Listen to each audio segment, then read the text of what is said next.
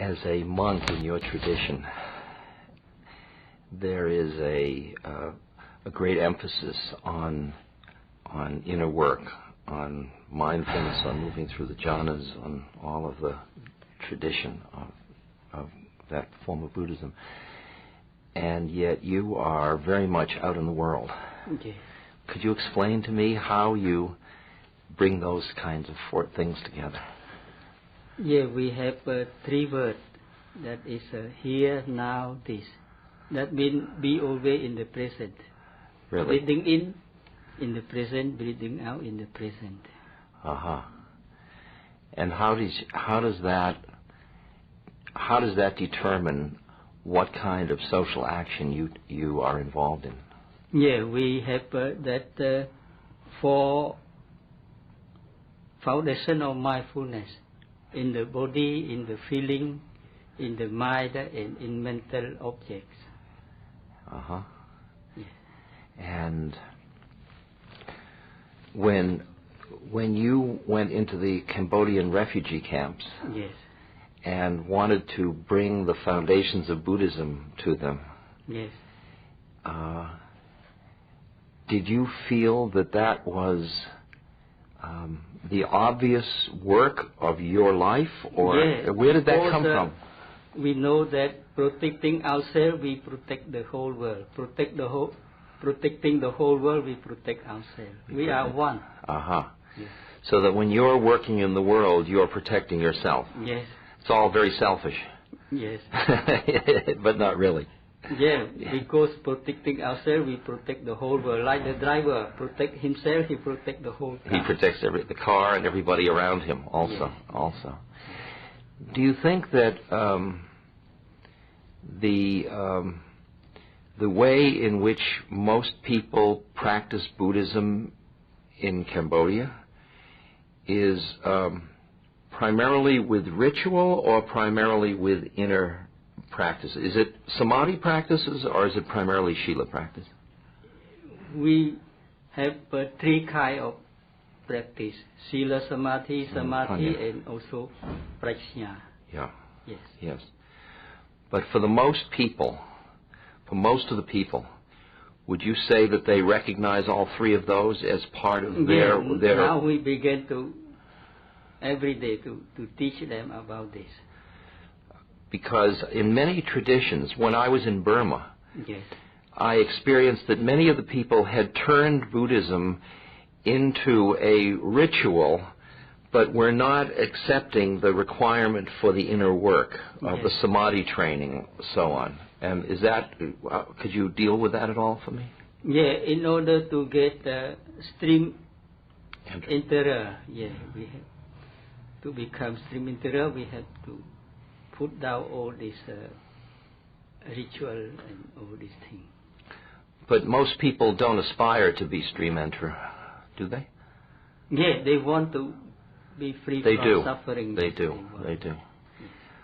What is it like for you being with the Western mind? What is that like for you? The Western mind is to be practical. Practical, yes. Yeah. And to be practical is to be here and now. Take care of the present. Yes. But there's not much mindfulness in that. Yeah, if you take care of the present, it means take care of mindfulness. Mindfulness is always in the present. You cannot take care of the past, you cannot take care of the future, but you can take care of the now. And the now is the mother of the future.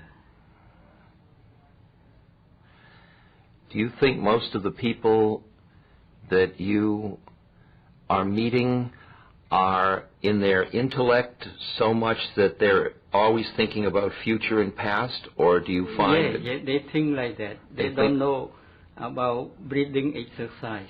About if mindful. they know breathing exercise, they are in the present. Yes.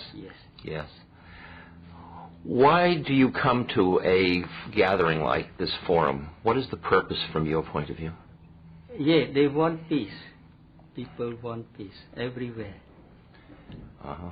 And Do you think that this kind of a meeting is a true vehicle for that kind of peace? Yes, that is. Yeah. And do you think that the Westerners want to hear your message? Yeah, they want. My book is very good book, they say. They say, huh? Yes, yes. Very good book. Yes. Yeah. With so many vast social problems, your tradition focuses on the work of the individual inside. Yes. And do you feel how do you feel that the work of the individual and the social problems work together? How does that come together for you? We are one. If we take care of ourselves, we take care of the world.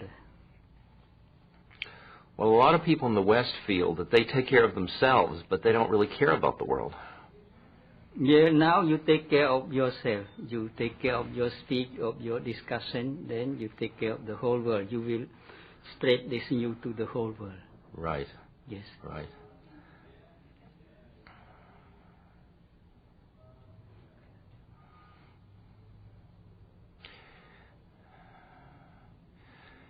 Are you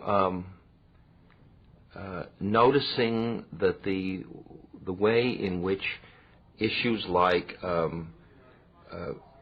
Western values are being sent to the East, marketed to your country and other countries, and changing the values of the people, and making them perhaps less sensitive to the requirements of their own development? Are you concerned about that? Yes, before they influence us, now we are influencing them. Oh, Yes, yeah, so you come back in underneath. Yes, yes. So in the long run, that healthy interplay is going to get people more into the moment and more mindful. Yeah, that is the circle. I see. It's a circle, and it works around. Circle, I see. And you just keep going and feeding the circle. Yes. Very nice. Okay. Does what about organized religions like Christianity or Islam? Are they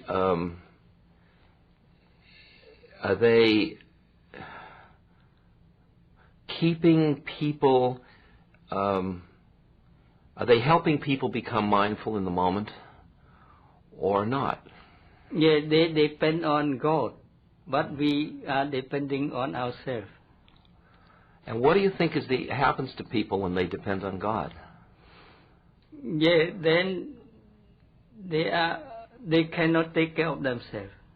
They think God will help them. I see. Yeah, we are self-help. Your self-help group. Yes. Uh-huh. Now America, everywhere people put in the board, they say self-help, self-help. I see. So you're just like a 12-step program of self-help. Yes. That's great. That's great. And that's very much very alien to the Western tradition, where you're always expecting somebody to take care of you, whether it's government or religion or God or somebody.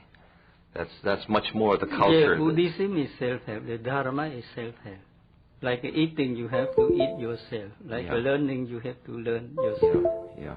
No people learn for you. No people eat for you. What other kinds of ways have you responded to the world's suffering? We respond to them according to the law of karma, the law of action, verbal action, physical action, mental action. Mental action, we have the 4 Brahma Vihara: loving kindness, compassion, sympathetic joy, and equanimity. And also the 8-fold path, beginning with right understanding, ending with right concentration. When you spread it out, it seems so simple. With anicca, dukkha, anatta. Yes. With all of with the Eightfold Path. Yeah. And yet, there are a lot of forces in the world that keep people from practicing. And I'm wondering whether things like television, whether things like changes in the world picture are making it more difficult to practice. Yeah, you know, we are eating every moment. We have 6 mouths. Now you are eating my word with the second mouth, that is your ears. Yes. And you are what you eat. You are the world, you eat the world. If you know this, you know all the Dharma of the Buddha. The first lesson of the Buddha to his son Rahula is what is number one? Number one is eating. We eat every moment, and we are what we eat. Now you eat my word. Right, I see. So we should be careful what we eat. Yes. So in terms of eating what's on television, we should be very careful about that. Become that one. Yeah, yeah. Like a photograph. Yeah. You have this many machines, 6 kind of them. You take photo every moment. Through the eye, the ear, the nose, the tongue, the body, the mouth. Yes, yes. You record it like a tape recorder. You have 6 kind of tape recorder. Now you record my word through your ears. Yeah. Yes. But the question now is whether I identify with the air hearing or whether I draw my awareness. Yeah, there is no I, my, me. This is not my, this is not I, this is not myself. But there is a feeling. When my word touching your ear, there is this auditive consciousness. And the meeting of these 3 things is called auditive impression. And from that, you have feeling. Pleasant feeling, unpleasant feeling, neutral feeling. If my word is sweet one, I praise you, you are happy, that is pleasant feeling. If I blame you, Ramdas, you are the servant of Shiva, of Rama. Then you become unhappy, unpleasant feeling. If you do not pay attention to my word, there is a neutral feeling every moment. Therefore, the whole universe is controlled by feeling.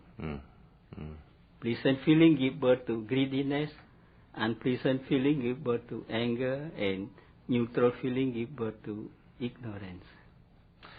But now, if you take somebody that is eating foods that are not good for them, like television, certain shows on television, or like foods that they might eat that have too much spice or something in them, but yet they are giving them short-term pleasure and happiness for a short term. Pleasure, that is a pleasant feeling. What do you do? Pleasant feeling give birth to lustful greediness. All right. And lustful greediness make you want more. Yes. You want more. Yes.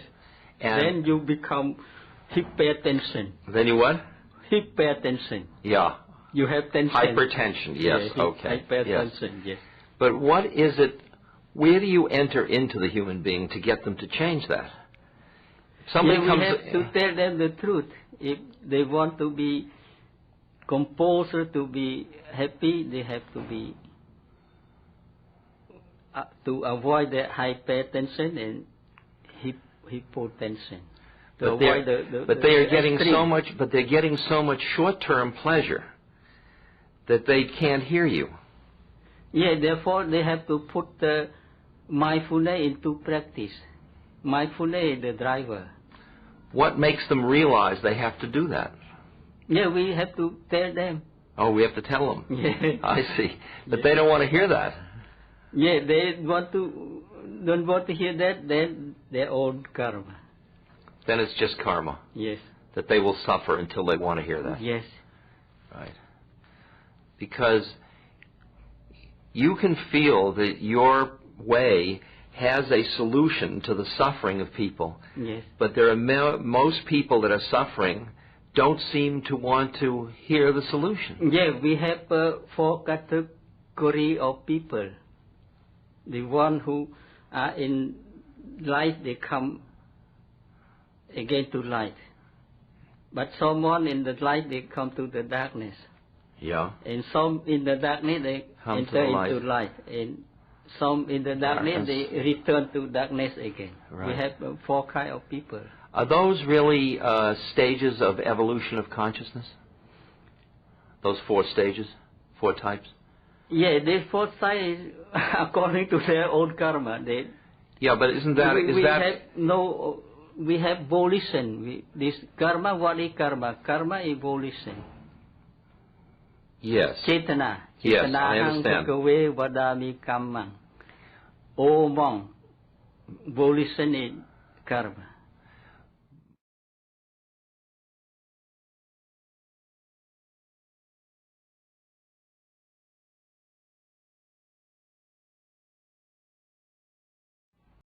But someone that comes from dark and goes back to dark, Yes.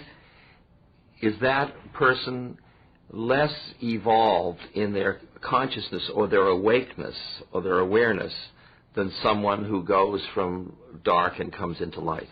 They are conditioned by Past. time and space and time. Right. Yes. So they're just different. They're not older or younger beings. Yes. Does reincarnation enter in? Yeah, we have this law of rebirth, not reincarnation. And the rebirth is like the law of dependent origination. It just... Yeah, we have 7 kind of them, 7 couple of them. If you commit killing, you take rebirth as short life. If you do not kill people, you have long life. If you are angry character, you have to become very ugly. If you are of loving character, you become very beautiful. So, your beauty as a being Yes. is the result of the karma of your past birth. Of the now also. The now is the mother of the... The now is the mother of the next moment. Yes. Right, okay. Yes. Okay. Do you feel that when you see people consuming so much they don't need, and when you see them being invited to consume so much they don't need, do you feel that the message, do you feel that controls must be put on from outside, or do you think you have to just keep pointing out to people? Yeah, they are controlled by their own greediness. Uh-huh. Yes. Tell me about that. How does that work? And greediness is come from pleasant feeling. From pleasant feeling? Yes. Okay. Yeah. And so then they're greedy, then they want more, Yes. then they get more, then they get another pleasant feeling. Yes. Then what happens? Then they are condemned by that feeling, by that greediness. They're condemned? They are condemned Yeah. by that feeling, by that greediness. And it goes on and on and on. Yes, then they suffer. And when does it end? If they can stop all this greediness through a meditation on feeling meditation, then they can end this trouble. So they have to be aware there is a possibility of stopping it. Yes. So one of the ways of teaching is to at least advise people there is a possibility of change. Yes. I see. Is that what you do in this book? Yes. Do you feel that the way of like Cambodia, a nation state, do you think that the world consciousness is changing so that nation states will become no longer the powerful forces that they are in the community? We are in the same boat. The world is one. Yes. World is one. Yes. Yeah. We influence each other. We are in the same boat. So you'd say we are already a world government. Yes. We are already one governing body. Yes, interactive. That is the world is ruled by the law of karma. Yeah. The government is karma. And we are all interwoven in that karmic world. Yes. So that any one individual, as they change their consciousness, changes the whole thing. Yeah, now you change your consciousness. I change my consciousness. You record it, then you spread in the whole world. And the whole world changes their consciousness. And all we had to do was sit here and change our consciousness together. Yes, yes. Huh. Hmm.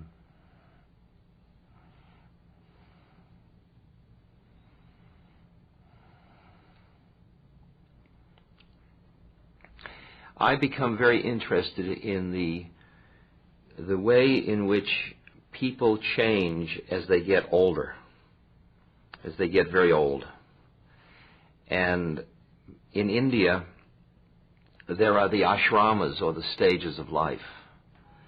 And I wonder whether you experience changes as a result of age, and whether you feel that your work will change, or that you wish your work would change, or you see it will change as a result of age. We begin with association. In Mangala Sutra, we say asevana chabalana. Don't approach the foolish one. Panditana sevana. We have to approach the wise one. Then you can copy his character. Like Ramdas is wise one. I approach him, I become wise. Yes.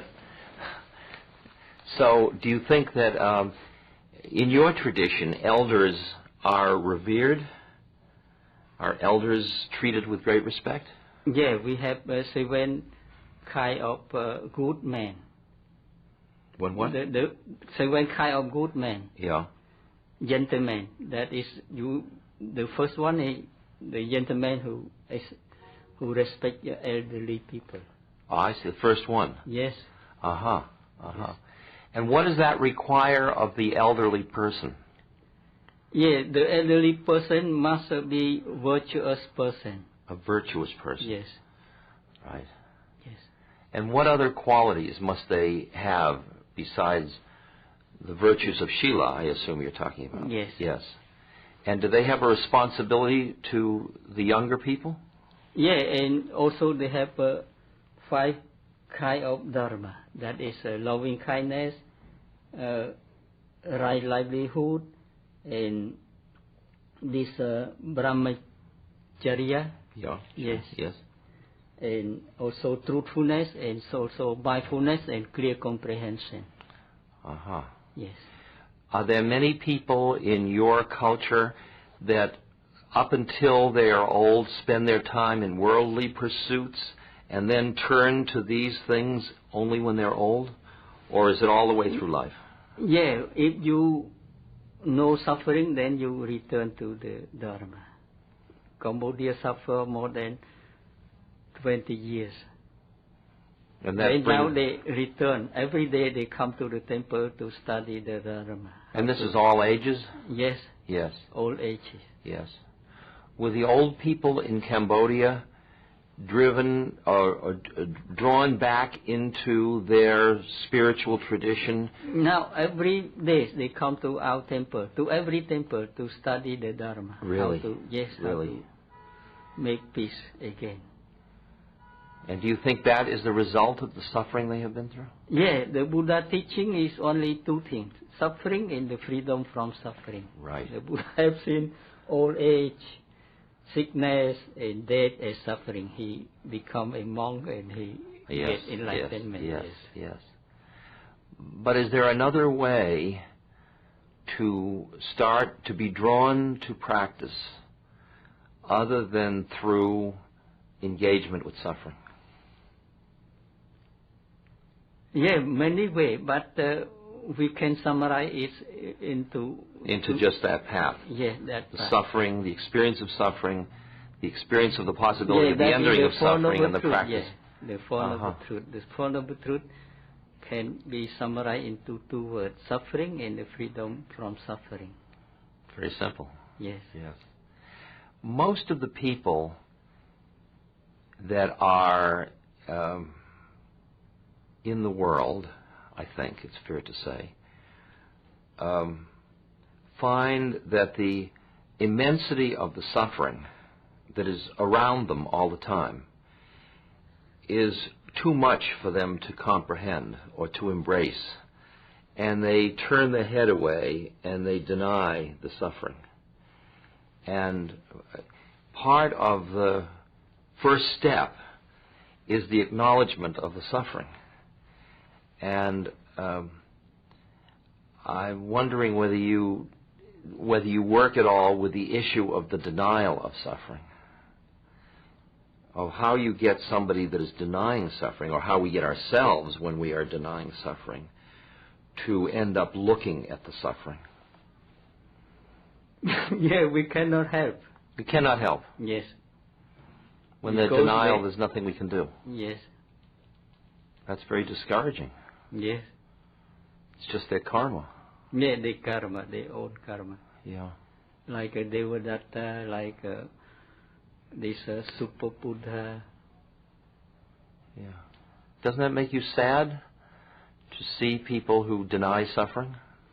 Yeah, but in the end, like a Devadatta, when the earth swallowed him, he remember what the Buddha said, and he can, at the last moment, he can. The moment before death. Yes.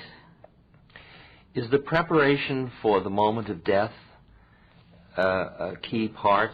I know the cemetery meditations and so on. Is that a key part of the way in which you train your monks, for example? Yeah, at the time of death, just like you at the door, you walk out. Yeah. Yes. And how do you prepare somebody to walk out? If that time you think of something wholesome, then you become happy in the next world. If you think of unwholesome thing, then you become unhappy. In the next world.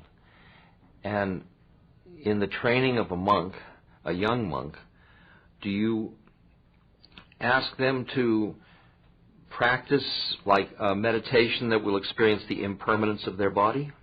Yeah, we give them 5 subjects to meditate. Kesa, that is the hair on the head. Yeah. And Loma, that is eyebrow and the hair on the body. Yes. Yeah. Nakha, that is the nails. Danta, that is the teeth. Yeah. And Tacho, that is the skin that cover your body.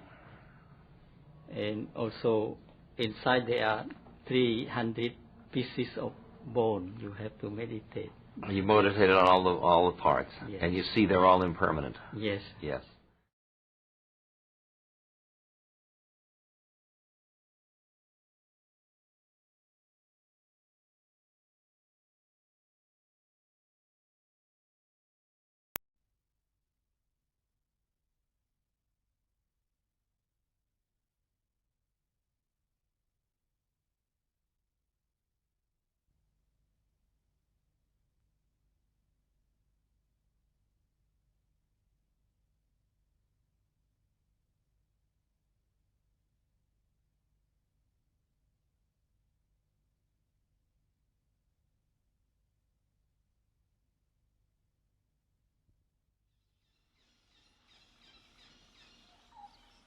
Cambodia has a Buddhist spiritual tradition.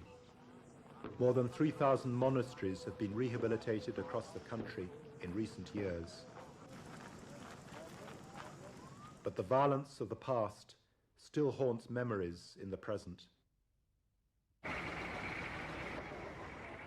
Many people wonder whether their children will find the inspiration to live by Buddhist values after such tragic times.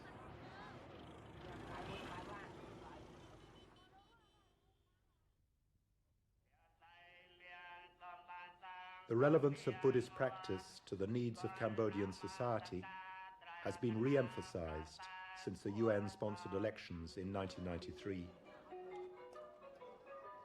The Patriarch, Venerable Mahaghosananda, is one person who has been an inspiration to many Cambodians.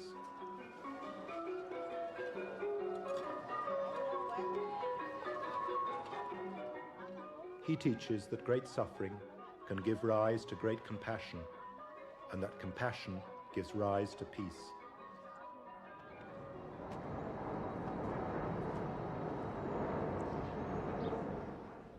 Today in the West, Buddhist monasteries flourish, and Mahaghosananda is often invited to them.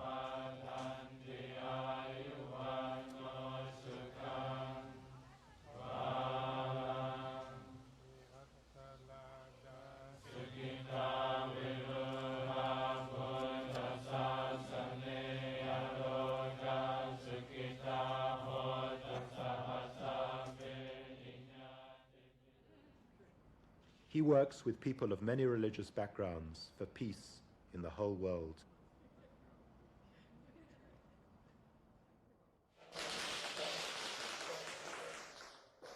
But Mahaghosananda spends most of his time in Cambodia.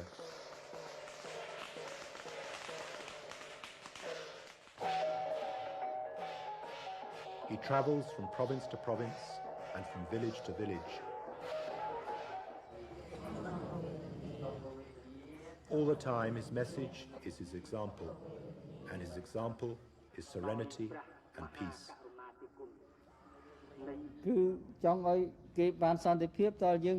If we want other people to find peace, we have to have peace ourselves first.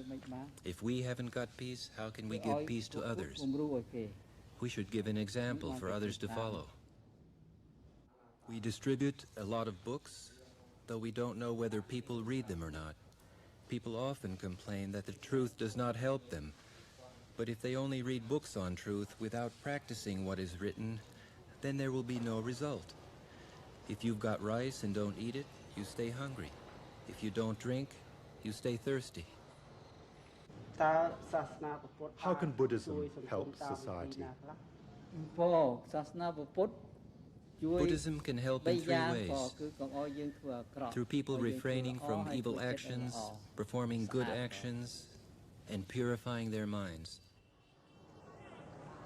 One way in which Mahaghosananda helps to spread a message of peace through society is with the Dhammayatras, the peace marches.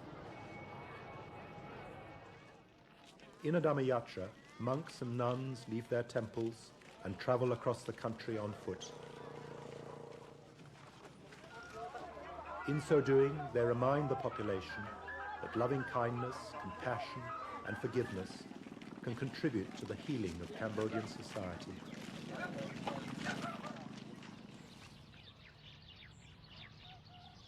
The word Dhammayatra means to walk according to the truth. That means with compassion, a pure heart, wisdom, and step by step.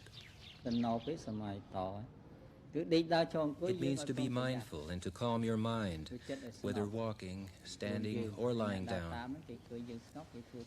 When we practice this teaching, the people walking behind us will be inclined to follow our example. We have to have both faith and wisdom. These two qualities have to be balanced. And we should know the holy Sanskrit saying used by King Yayavarman VII, Om Mane Padme Hum. The head confers wisdom and the heart compassion, and both should be used together. If you use compassion without wisdom, or wisdom without compassion, the result may be counterproductive. Like a bird which has two wings or a human who has 2 feet, you have to use both. If you use only one foot, it would be difficult to walk. It is the same with compassion and wisdom.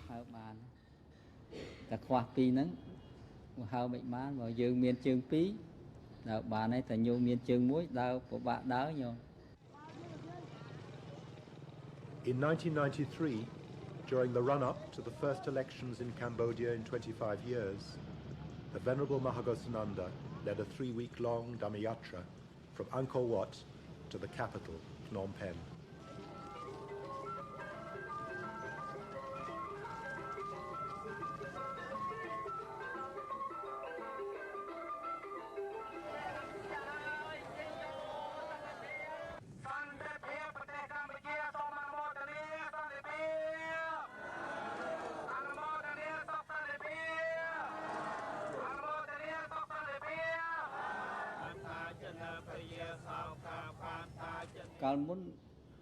In the recent past, our leaders have not understood the teaching of the Buddha, and they have attached little importance to it. Now they acknowledge that the Dhamma will bring happiness to ourselves, our family, our society, our nation, and the whole world.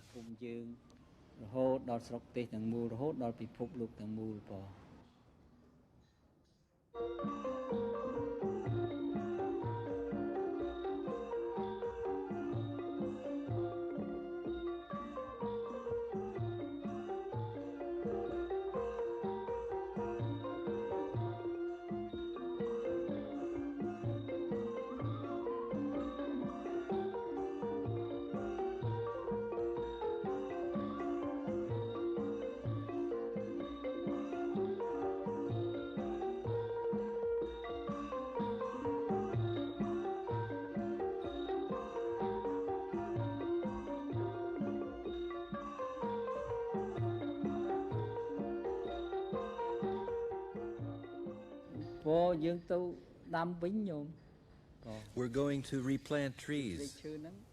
The king, the father of the nation, has said that we should do this because it will help the rainfall. We live in the environment. If the environment is not healthy, then we cannot live properly. At times there is too much smoke or too much dirt. The forest helps to purify the air and regulate the rainfall.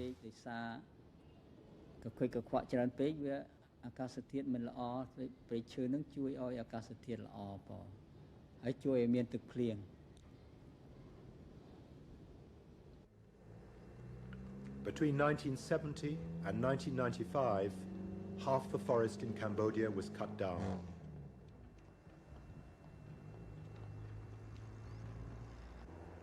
Trees as old as the medieval civilization of Angkor have been felled and exported. This loss of trees is disturbing the natural balance, causing more droughts and more floods, and destroying the natural wealth of Cambodia's huge lake, the Tonle Sap.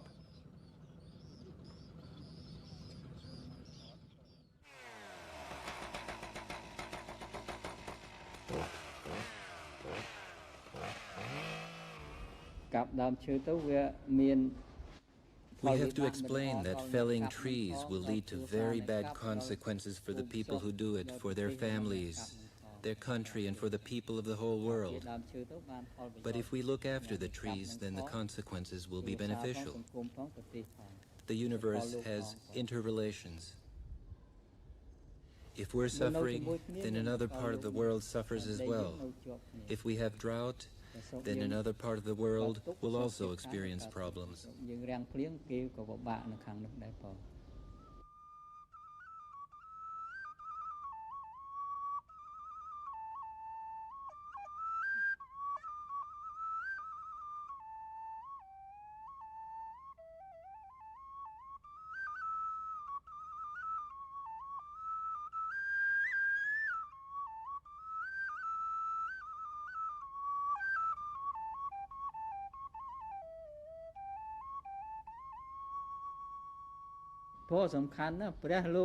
Trees are very important.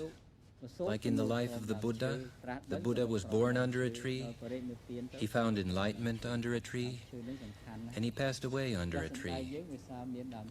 Our houses are built of timber, and trees provide us with fruit. We owe a lot to trees and to nature in general. Nature is very important.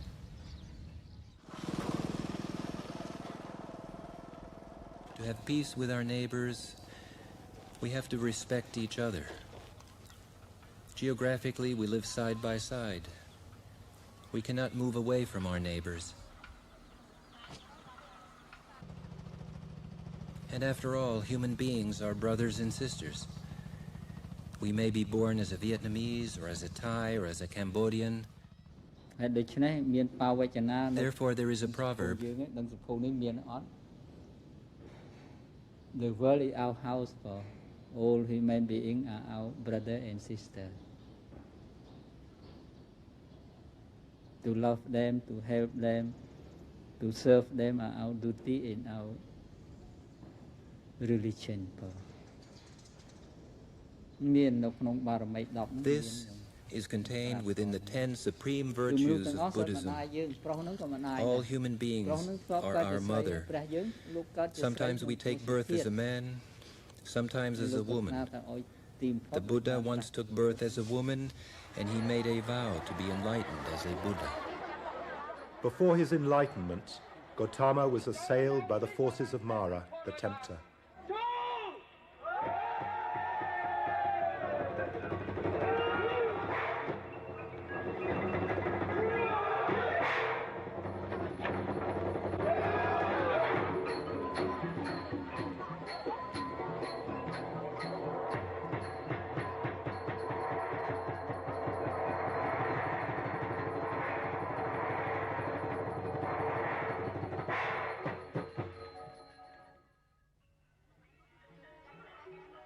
When he'd overcome these trials and temptations, he found joy and serenity.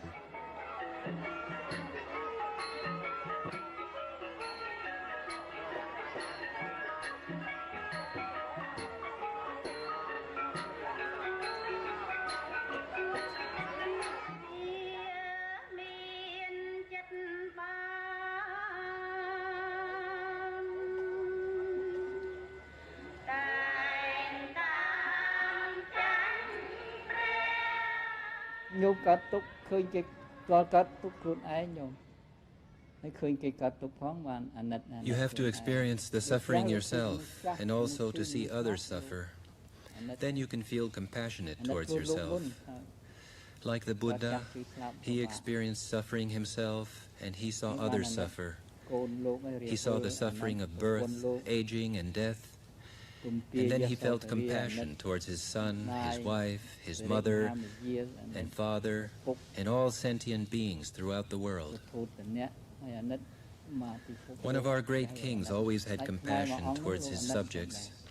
He said the suffering of his subjects affected him more than his own suffering, because, quote, the suffering of the people is the suffering of the king. King Yayavarman VII, who constructed Angkor Thom, had such a feeling towards his people. The four faces of Angkor Thom represent loving kindness, compassion, sympathetic joy, and equanimity. If we abide by these boundless qualities, then the war will end and happiness will follow. We simply tell people the truth. When you are hungry, eat some food. When you are thirsty, have something to drink. We shouldn't blame anybody but ourselves. If we blame others, they become upset. But we do have to tell people the truth. We have to explain why we suffer. We suffer because of craving, aversion, and illusion. To attain happiness, we must practice generosity, morality, and meditation, and thereby transcend the world.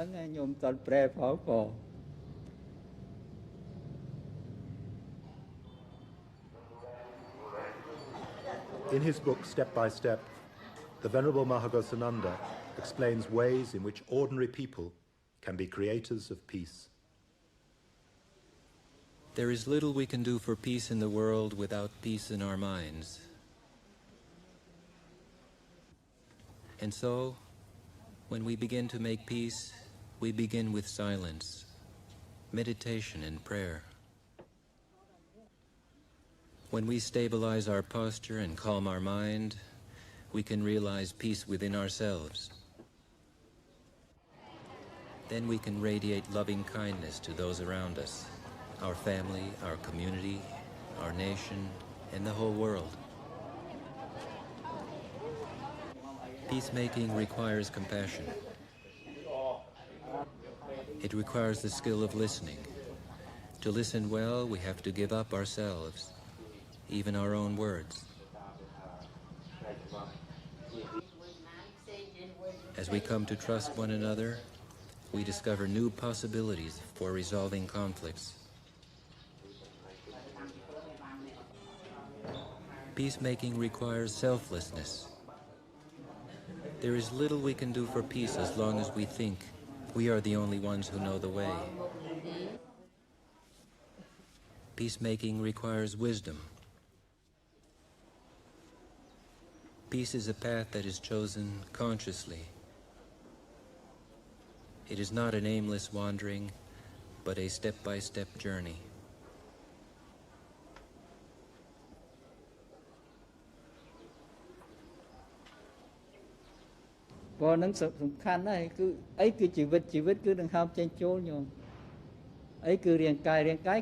Breathing is very important. Without breathing, there is no life. Without breath, there is no body. If the body is controlled, the mind is controlled. If the mind is controlled, you have control over yourself. If the body is stilled, the mind can be mastered. When the mind is mastered, then you have mastered yourself.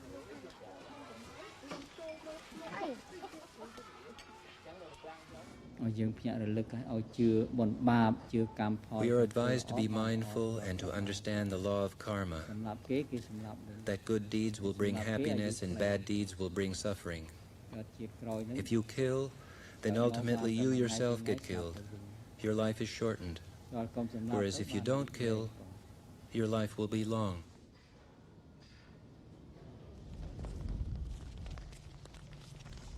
We Buddhists must find the courage to leave our temples and enter the temples of human experience, temples that are filled with suffering.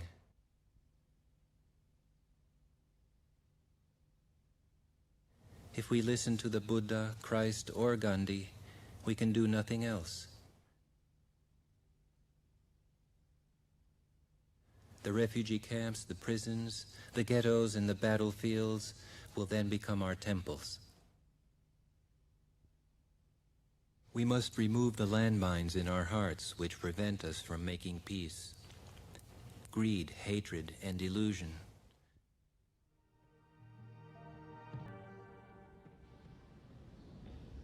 We always want a lot, but everything starts in a small way. We were born as tiny beings, and now we are adult. We want to reach the horizon in a few steps, and don't realize that the important thing is here and now. Breathing in, breathing out, word by word. We've just had a lot of words. Everything progresses by the same principle, step by step.